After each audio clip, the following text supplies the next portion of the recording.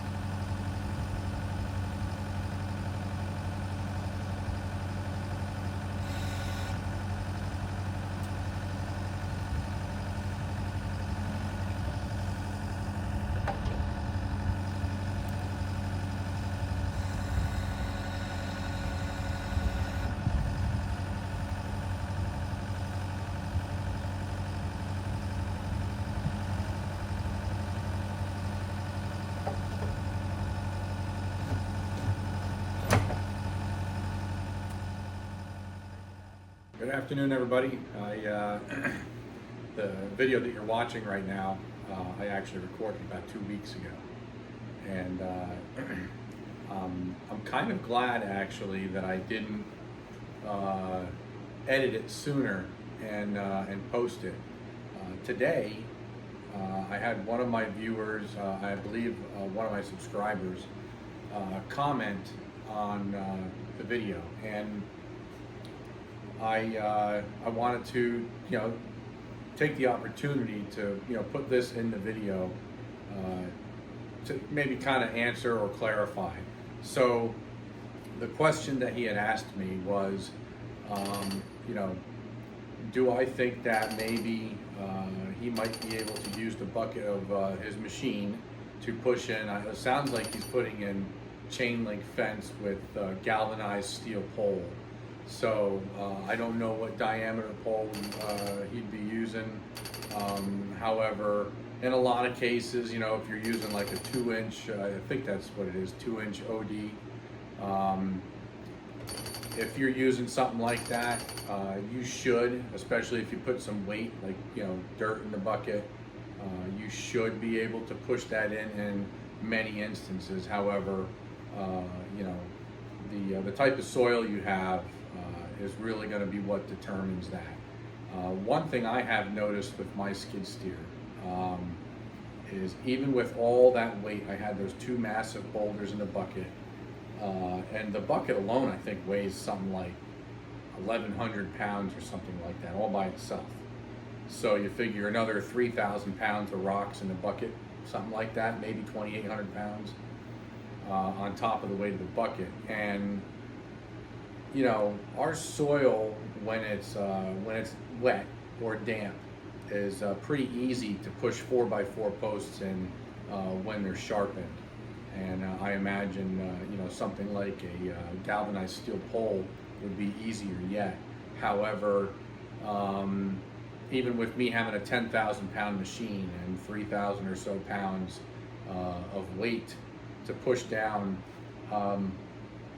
I do find it that if I lose momentum, if I were to stop in mid-stroke pushing that 4x4 post in, the odds of me to get that to start moving again are pretty unlikely. You end up having to hammer on it to get it to go a little bit further, and that's when things break, and your day just kind of goes downhill from there.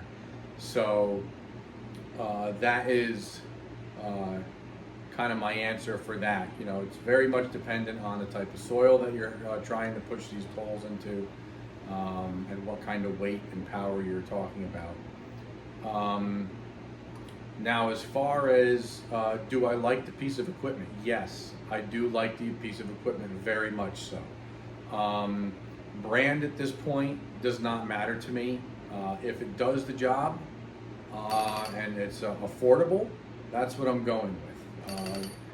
We are not businesses, we are rural property owners. We've got a lot of property to maintain, and one of the things that we do on our property is we have horses, and horses are kind of like big termites sometimes, or like a big bear in some cases. They get rubbing up on fences and breaking off posts or knocking down planks. There's always a reason to be fixing these fences, whether you've got cattle or you've got horses. So we're very, very happy to have this piece of equipment. It's been kind of a long time coming. I've had it in my crosshairs to get one of these things for probably 6 or 8 years now. So finally we got one. And again, like I said, as far as brand, there's a couple other brands out there.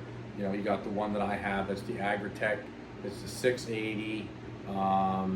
There's one more size bigger. I think it's like a 7 something or maybe a 9 something.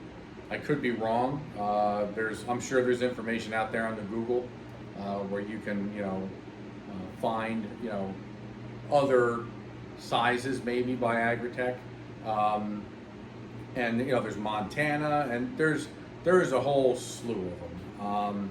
And honestly, a lot of them probably get the power cell, which is the big black section where the hammer is actually pinned into. I imagine a lot of those cells would come from, if not one manufacturer, very few manufacturers. So I imagine you'd probably find that they are related in some fashion. Doesn't matter what the sticker says on the piece of equipment, specifically with that stuff. Now, that's all just, a hunch on my part. I have no facts, okay? So you can fact check if you want to, but,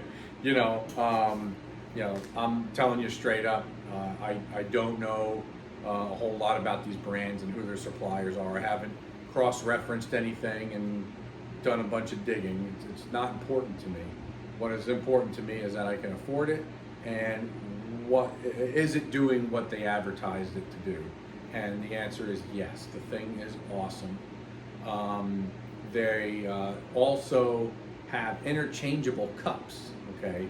Now I don't know that AGROTK themselves has interchangeable cups, but I have seen other companies out there offering interchangeable cups. You can get a jackhammer spike to put in there, that's like a pencil point.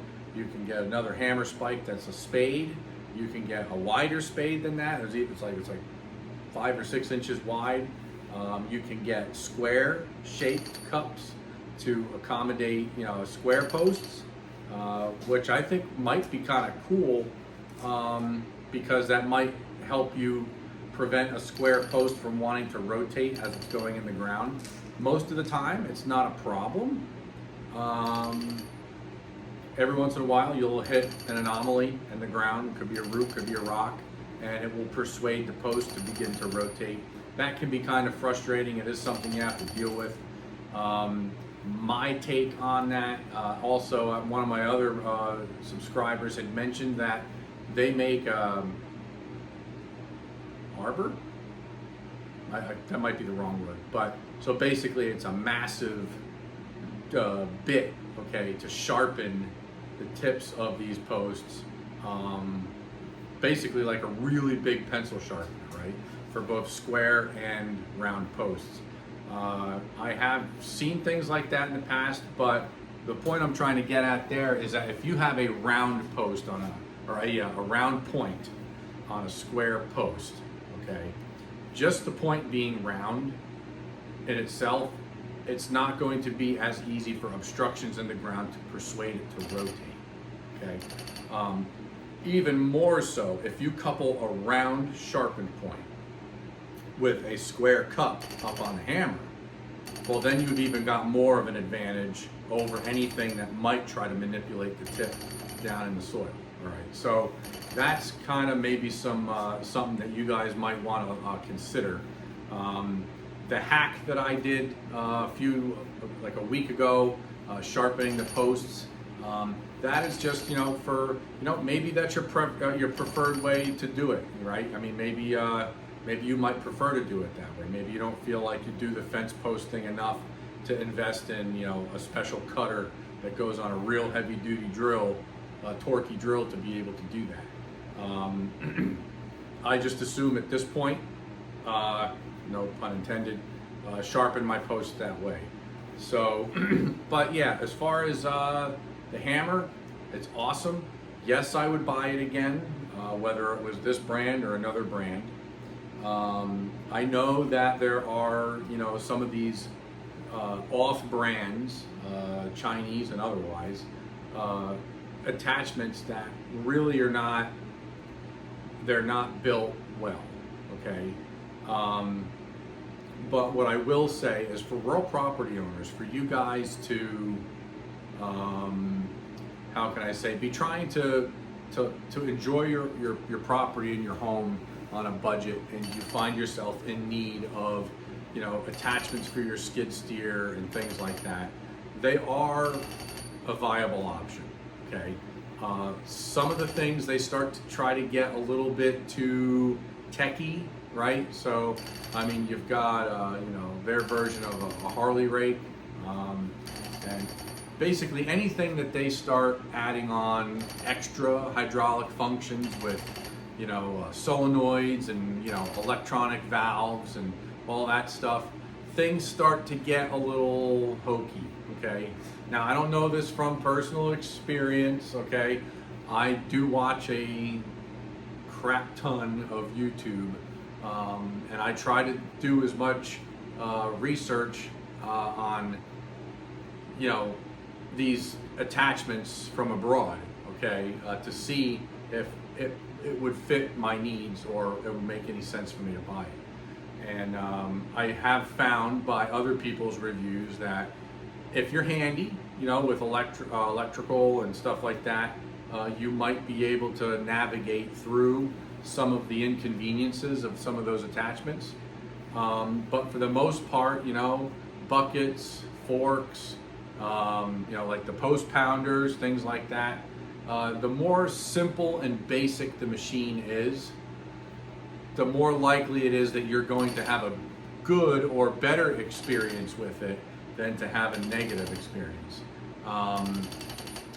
The nice thing about these things is if they are cheap, and you know, maybe they a chain breaks on, say, like a trenching attachment or something for the front of your skid steer, or something like that. I mean, if you're handy and you can, you know, drag a stick on a welder, and you could fix a lot of this stuff. If you're good with wrenches, and you know, if you can think outside the box, you know, there's a lot of things you can get around when you buy these pieces of equipment. Now, I mean, it's your money, you know, it doesn't matter what you do as far as I'm concerned. I just, you know, I had some people that were interested in some of my videos. They had some questions, and I thought they were decent questions, and that they had deserved a little bit of direct input, okay? So I'll let you guys get back to the video, and hopefully I don't bore the heck out of you with more post driving, but that's what we got going on today. Hey, one more side note.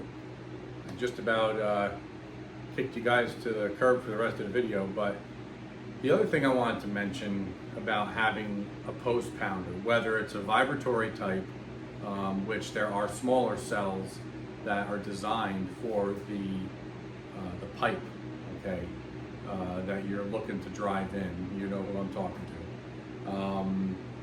There are implements that are specifically for that. It's a much smaller cell, and it's got, you know, a range of smaller cups available for it, and those are more of a vibratory. Okay, they've got a shorter frequency. All right. Now the one that I have it's a hammer. It's a pile driver. Okay, so it's more of a hit, and the other one's more of a vibration. Okay, so look into that. There are some videos. There's several videos, quite a few videos actually, of the one that I was just talking about. Do I have a brand off the top of my head? No, I don't recall the name of any specific brand, but definitely look for it. Excuse me, I get the hiccups all of a sudden. So when you have this type of post driver, okay, whether it's the vibratory one or the one that I have that's more of like a pile driver, okay, the major benefit to that, okay, is the fact that when you're doing those bursts, when you're watching in this video, right, pay attention to, it might seem boring and monotonous while you're watching it, but pay attention to where, see, I'm putting the weight of the machine, okay, on the post initially, okay, and I'm watching my father. He's giving me the go-ahead when the post appears to be the best as far as plumb, and then I'll make micro bursts, okay, so I'll hit like 6 times, like that, okay, and then I'll stop. I'll give him an opportunity, okay, to make any corrections forward, backward, or side to side that we need to make before I drive it in much further, okay. You have that opportunity with this piece of equipment to do that, and it's not going to prevent you from putting that post in further and further each and every time after you stop. Now you might remember back to what I was saying just a few minutes ago about the fact that when you have those boulders in the bucket, once you stop that plunge, okay, and that compacted dirt that's built up around the point, once it's static, it's no more force pushing it. Once it stops, that's it. You're hardly going to get that to go any further after that point, okay? So this pile driver deal, okay, that's not a problem, okay? Everything has its limits, I'm sure it does, and believe you me, I'm confident that at some point during our fence project here over the probably next year, probably gonna find some things that it's impervious to. So I just wanted to put that out there, okay? That is the biggest benefit to having an implement like this, is the fact that you can stop, you can adjust, you can hammer again, stop, adjust, hammer again. That way, if you're afraid to stop moving, okay, because you've got the momentum, your loader, okay, typically works, when you lift and drop, it works in a semi-radius, okay? They all do that, right, to some fashion. So as you're up high, your post, okay, is straight, right? But as your loader comes down, it wants to push the top out, okay?